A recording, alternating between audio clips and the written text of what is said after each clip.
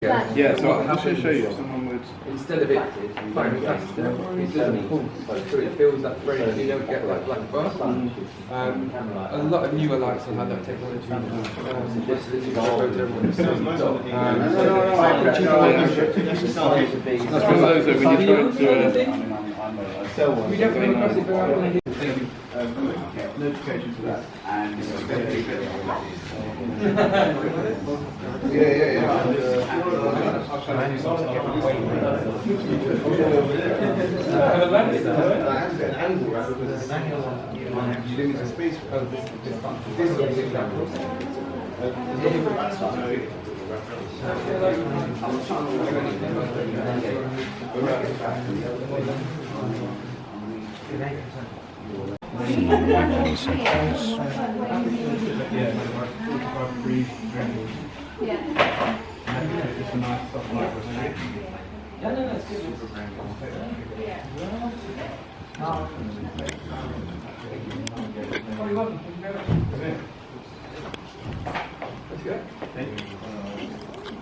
So if we just shuffle right it round one along. So with this one,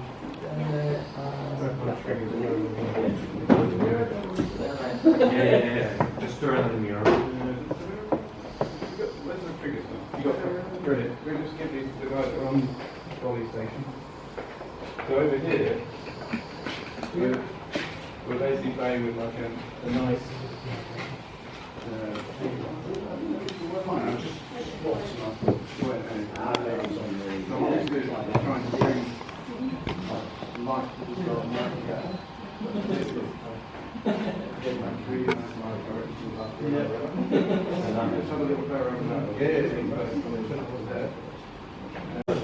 Setting the thing where they can. Thank you. Just have a look at that and then I'll put the softbox in and show you the difference. And then the split mode will give you the triggers as well. Just keep that now. And then purely putting in the softbox, which is basically throwing light and bouncing it around inside here. Give us very different. Softer light. So I do it just been around and I'm looking at some of those like crispier shadows in these areas. It's like a hard, crispy light, which is sort of desirable. I mean, a lot of lights like this is my go-to setup, like that. And I usually keep it if I'm very working from where you are.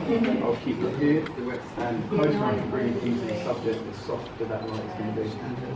Yeah, it depends if I've got an assistant with me and we're moving around, I can help. If not, on a tripod. I've got a Manfrotto sort of plain thing. Yeah, that's the joy of the. I mean, it's not super, but it's nice to have to come in and play around.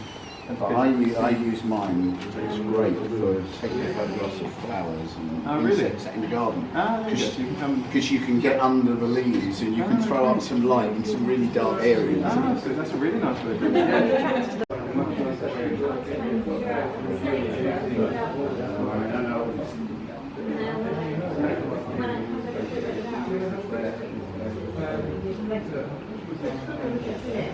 Yes, so there's a bit of softer light coming in. If you wanted to, yes. Yes, similar setup. You probably want to do that.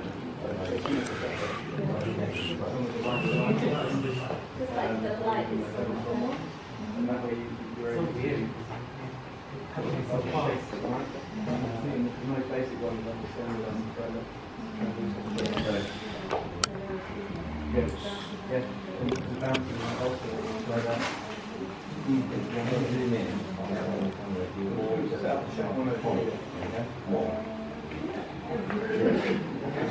have to really like this.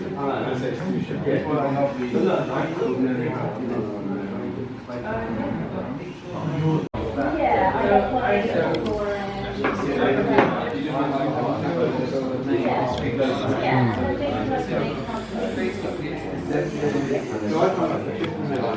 for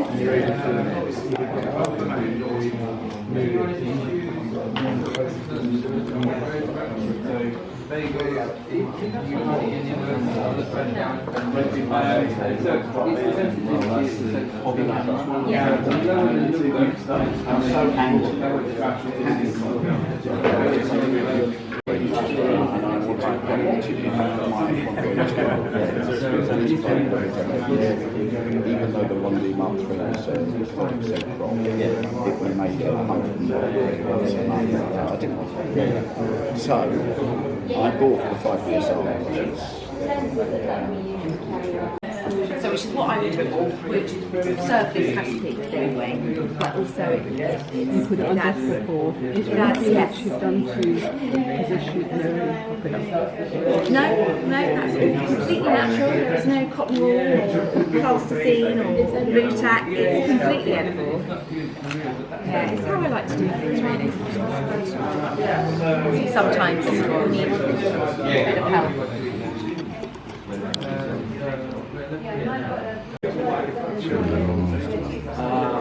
You can. In fact, I'll send you.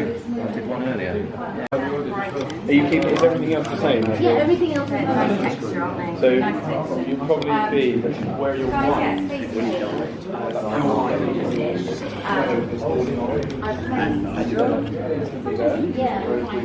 Quite nice as well. Marble.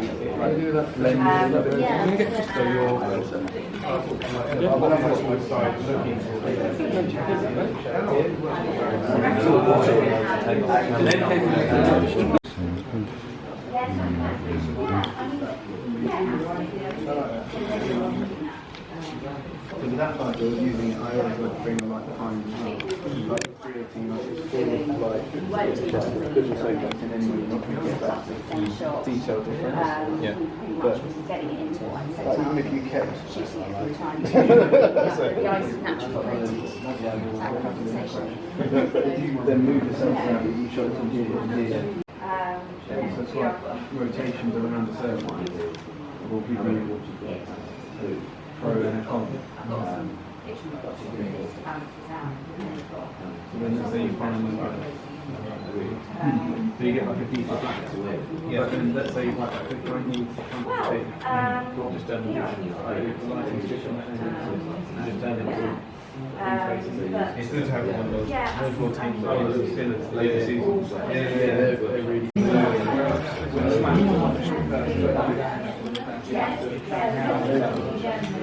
we're doing actually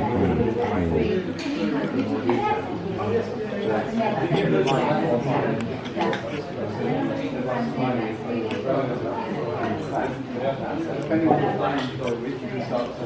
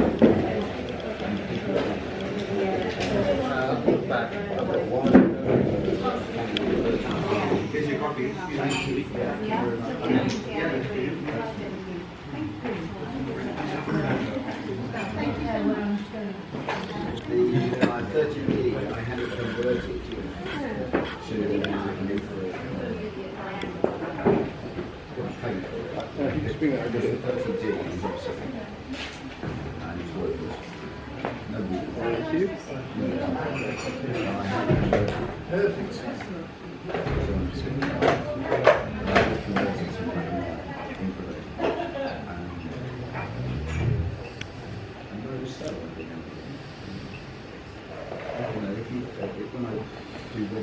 Right, how are we all doing? We all okay? Enjoy your lunch? Yes, thank you. Not too bad. So what I wanted to do now is just to show like my favourite, like I would say, like hero shot, which most of my clients like always go for. It's just a real clean. I was talking about going for real clean, like focus right on the food, and the subject is bang in the middle, and then the focus is just purely on the food, and then out of focus background, real like milky. The setup here is somewhere which I'm most likely to be in, so it's somewhere where we've got like loads going on behind, we've got not much light now falling in on my side, it's almost behind us, so it's backlit. And I'm just going to talk it through on the camera. First of all, there'll be a little bit of delay because I can't see what's going on, so I have to move around. But so first thing I do is go to manual mode, because the joys of having the camera, which is great, everything is changing. As soon as I bring a flash in, it's going to change the settings, what it thinks it's doing. So literally manual mode, and I'll come out of auto ISO, and I'm probably just going to go, I like 400, it's a nice number, it's not a bad area to go through. And then I'm also going to go on from continuous focus to single shot. And that is purely because nothing's moving, the food is where it is. The only thing that's going to be changing is the flash that I'm putting in and potentially the lighting that's outside. So what I'm hoping to get to is to expose for the background, so it's either slightly overexposed, so we've got sort of not much detail going on, but we know that there's a background there, and then put in flash on the foreground so we can just control the amount of light hitting our food. So the joys of live setting effect actually isn't a joy here. We're going to turn that off so we can see what the camera is seeing rather than what the camera will see with the settings we've got. So I've helped a couple of people switch out of this earlier, but I need to remember which file. Mark, do you know which? You want to turn live view off, then you Yeah. keep going. Stop. There you go. So straight away now you can see that the screen should change. And so if I change the settings, it shouldn't. Yeah, so we've got no feedback at all. So we're going to come down to 1/60th of a second, which is where my flash syncs at. If you go too high or too low, you'll have ambient light coming back in, and the other end of the scale you'll have a black line coming through the screen where the flash was fired, but the sensor hasn't picked up the rest of the flash, and we don't like that. Natalie, how far away are you from being able to give me a hand as well? You're alright. So what we're going to do is come down as low as we can so we can get sort of looking right through the food, and ignore probably the bottom half of the table where the black part is. I'll just come in somewhere along that. It's a great shot, isn't it? We're done. So somewhere along this on... Sorry, it's not my camera. Mark, how do you get from continuous to single on this? Is it On the top, the A9 yeah. button. Very intuitive system. There we are. I'm just going to take a quick picture to see. So it's not horrible. It's quite nice. Some people would work with that. I actually thought it'd be a lot worse than that to start with. That's quite annoying. Well, it looks a bit weird, doesn't it? You kind of got Yeah. tomato coming out here. So it's a bit odd. We are basically, I want it to be darker so I can see what the background is going to do for us. So by bringing the aperture up higher, we're letting a little bit more focal plane come in, and we're also letting less light in. So we're, in theory, making a slightly darker image. Move the items rather than move the camera around. So we'll just focus on that. So I think we turn the board around as well, so we're, instead of shooting down the top, we're shooting through the side. That's it. Let's see how that... That's looking a bit nicer already. and I feel that the slight distraction coming in from that cloth as well on the bottom.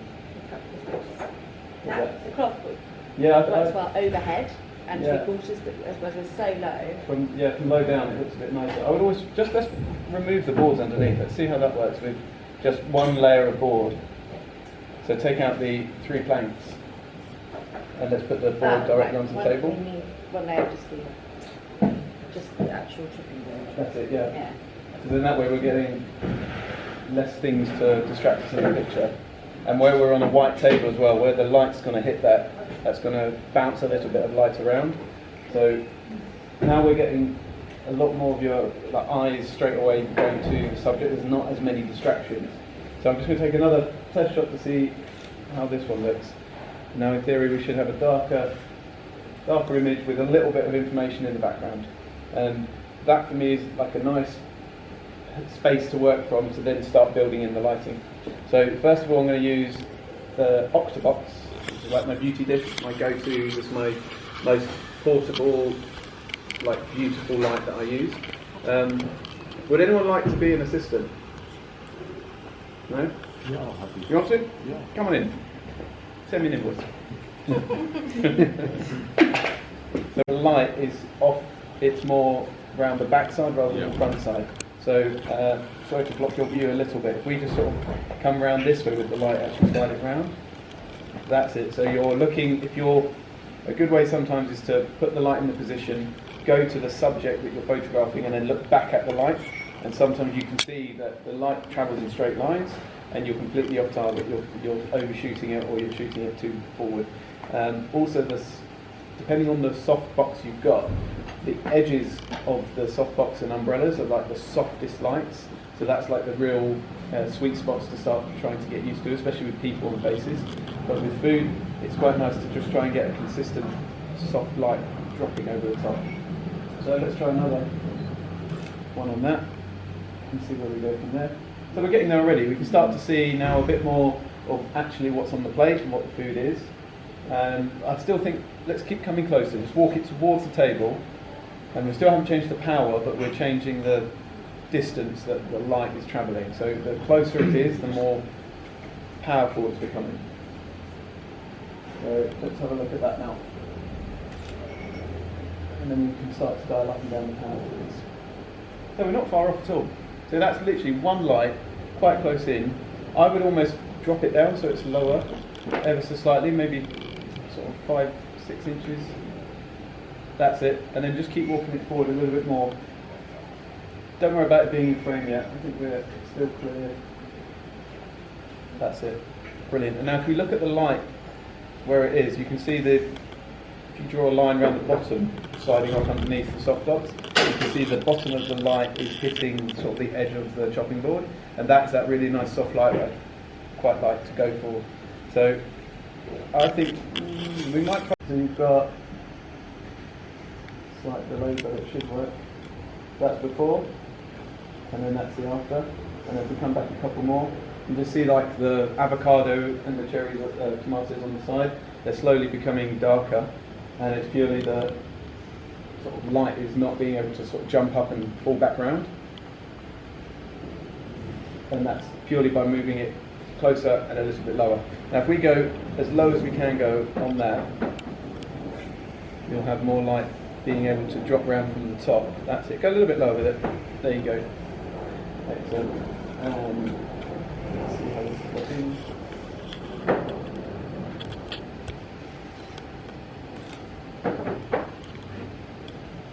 So you can see now that's almost covered the whole of it. There's an edge of the bread on the far side which is just not quite getting it.